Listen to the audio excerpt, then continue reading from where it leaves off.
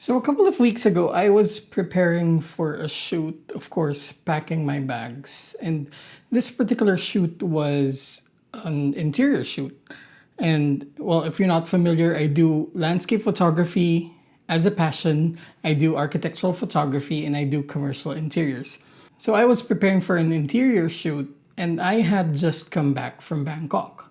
And I realized that it's a bit tasking because I do kind of a variety of different types of photography in addition to content creation.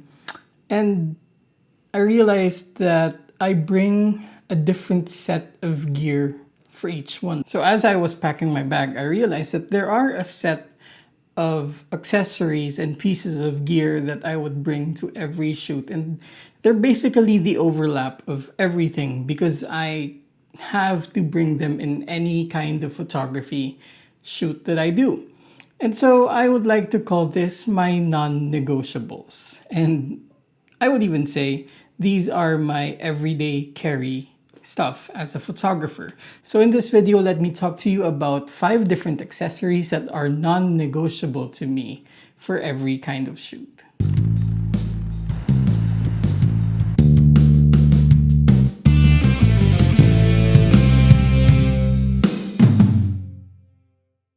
Now, very conveniently, all of them, well, technically almost all of them fit inside this Peak Design Tech pouch. So I'm going to open this up and show you each one. And I guess I'm going to start with the most obvious one, the most basic one. I never leave home without a multi-tool. In reality, this is not placed inside my bag. This is actually connected to my car keys. I never leave home without my car keys. I never leave home without my keys. So that is my way of making sure that I have this anywhere I go. Now, I've had, I think, around 4 different versions of this multi-tool, and most of them from SmallRig. The most recent one was the silver one, but then they sent me this collaboration they had with Film Riot, which has 10 different tools in one, and now conveniently have lock buttons. So there are different sizes of hex tools, there are different sizes of screws, and at the same time, this very handy flat screwdriver. And you know what? I moved houses 2 weeks ago from one building to another. And even if it wasn't a shoot, since I had this with me and in the middle of just moving all the furniture up, I decided to just disassemble one of the desks. So the tools that I have here came in handy. But of course, this is more applicable in photography.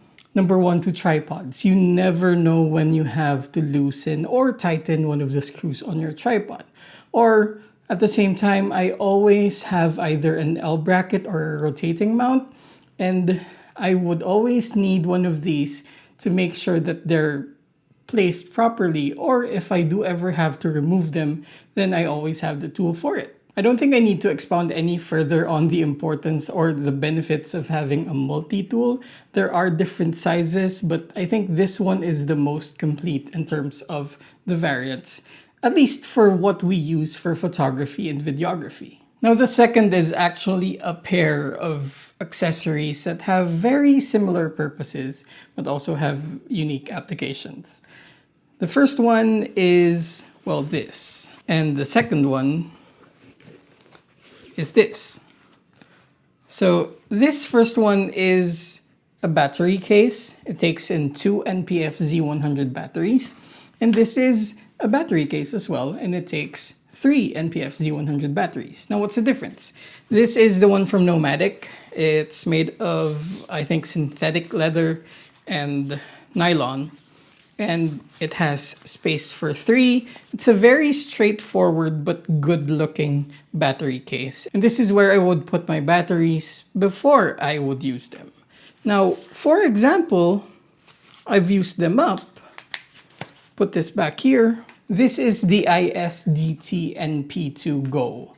Now, this has 2 slots for NPF Z100 batteries, but also has slots for the BX1 batteries, for the ZV1 and RX100 batteries, or cameras rather. But as you can see, it's not just the case. It is a bit bulky, but that's because it is also a charger. So it can actually charge the batteries for about 2.5 times with the backup battery that this one has. So it's kind of like a power bank for your camera batteries, but at the same time, it can also be directly your charger because it also has a USB-C port, not just for charging the internal battery, but also for charging the NPF Z100 batteries or the BX1 batteries that you put inside. So this has basically replaced my travel chargers, and I bring them not just for traveling but also for shoots whenever I would need to charge my batteries on the go. Now speaking of batteries, the next one is this. And this is the SmallRig VB50. It's a mini V-mount battery. As you can see, it still has a V-mount, whatever you call that. It has D-tap, it has 12 volts and 8 volts. At the same time, it has USB-C PD and USB-A. And it is controlled by a single power button right here. Now, this one obviously is very handy for when I need to charge this one, for example, or directly to the camera, or whenever I need to charge my phone, or whenever I need to charge my iPad, right? And of course, this is also capable of powering external monitors, HDMI transmitters, and of course, lights. In fact, the original intention is for me to use this on my Nanlite for the 60 because it can be used with this one using the V-mount battery handle and at the same time still with a projection mount, which is something that I use a lot whenever I want to recreate a certain lighting mode whenever I shoot interiors. So originally this was going to be a piece of accessory that I would bring whenever I need it, but since it's actually very handy, it turned out to be an everyday carry of mine. It basically replaced power banks for me. Now this has a capacity of 50 watt hours and is capable of delivering 45 watts of power delivery through USB-C. And that is actually enough for most occasions, except for when I want to use my laptop, which is, honestly, I love my ProArt Studio Book 16, but my problem with it is that it's so power hungry when I'm working with it. So that's why whenever I need a bigger battery, I have the VB99. Now the VB99 has 99 watt hours. It can do 100 watts of power delivery, and it can actually power the light that I'm using right here. This is a Nanlite Pavo Slim 120C. It's 120 plus watts. It has a V-mount receptacle on the side and it can power the light for roughly around 2 hours. But that's of course depending on the percentage that you are using the light on. Regardless, for medium-sized requirements, this is more than enough.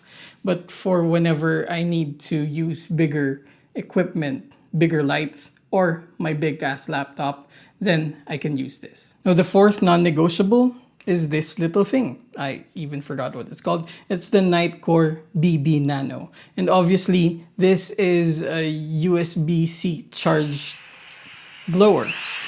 And, you know, before I underestimated how handy these things would be, because I'm not the kind of photographer who always cleans his lenses on the go. I do it at home. But I realized that instead of the usual blower that we squeeze on, this one can actually work not just for your lenses, not just for your filters, but it can also help clear out the sand whenever I shoot seascapes, the sand on my tripod. So it turned out to be a non-negotiable for seascape shoots because it just prevents that hassle that you would have to clean out your tripod every single time. Of course, after blowing out all the sand, I would rinse it with fresh water just to be sure. Now the last non-negotiable is this. I believe I've written around 2 articles that already mention this, but this is something I would say over and over again. I never leave without this. This is the Pgytech Create Mate card holder. And I remember the article I wrote first that mentioned this, I was using the SD card version. But now they actually also have the CF Express Type A or B versions depending on what you shoot. So this one carries 3 SD cards, 4 micro SD cards, 2 nano SIM cards, and up to 3 CF Express Type A cards, this particular version. And at the same time, it's not just a card holder, because here on the side is a conveniently latched USB-C cable, because you can also use this as a card reader for your computer, your iPad, or if you have an iPhone 15 or 16, or of course an Android phone. So whenever I leave home for a shoot, I always have a card reader automatically with my cards whenever I would need one. And whether I'm using my phone to edit, my iPad to edit, or my laptop to edit, I'm sure that I can be able to access the files right away.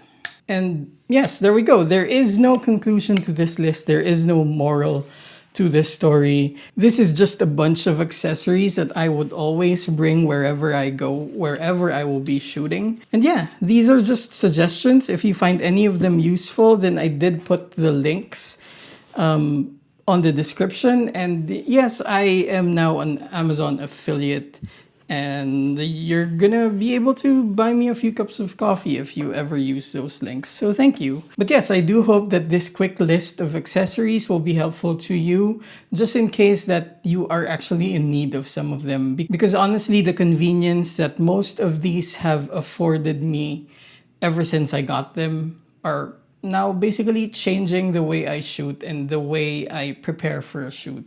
Because yes, I am an anxious packer, especially for a very crucial shoot or for a very nice travel adventure that I would go on. So having all of these in just one bag actually helps me sleep the night before a shoot or a travel, to remind me that, hey, okay, you packed everything you need. Just don't forget your camera and your lenses. Now, of course, if you have any questions about these, then you can leave them down below in the comment section. If you have any suggestions, also you can leave them down below in the comment section, and I will try my best to get my hands on them and check them out as well. And yes, if you're new to the channel, my name is Nicco Valenzuela. I'm a landscape and architectural photographer, and this channel talks about many different sides of the photography that I do and a whole lot of gear. So if you're into that, then click that notification bell and hit that subscribe button. In any case, thanks for watching.